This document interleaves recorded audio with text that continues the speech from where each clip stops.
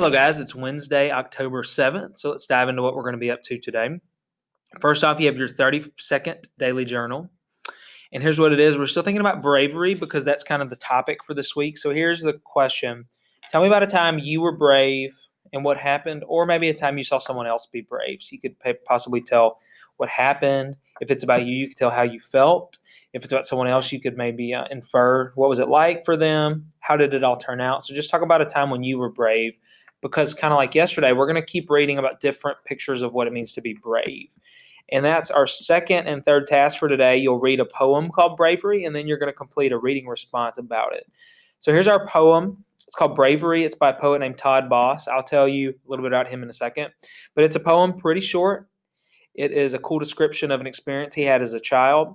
The only thing I want to show you is I added asterisks, these little stars, to a couple words, and those are defined at the bottom. That's simply to help you understand what some of those unfamiliar words might mean. But don't let those distract you too much. Just use those definitions if you need to. So here's a little bit about the poet.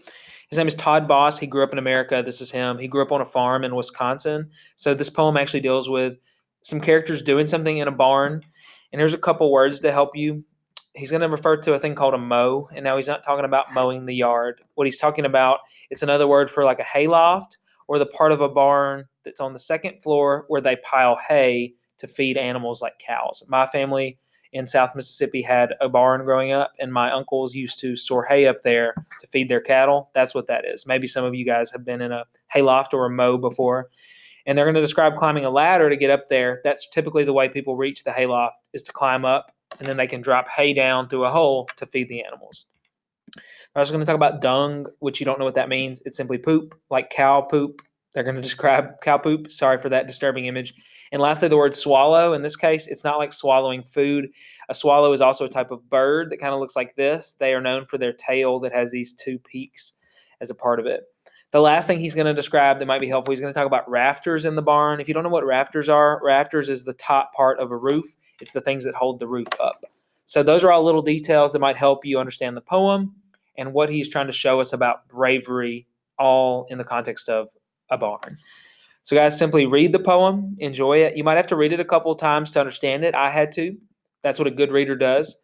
And then lastly, dive into your reading response. 4 things to write. I love the details you guys provide. Keep it up. Good details gives you a better score. Of course, hit submit assignment, type your answers in a text box, and then hit submit assignment to give me your final words. If you have any questions, email me. Use the question board. Good luck. Hope you enjoy the poem.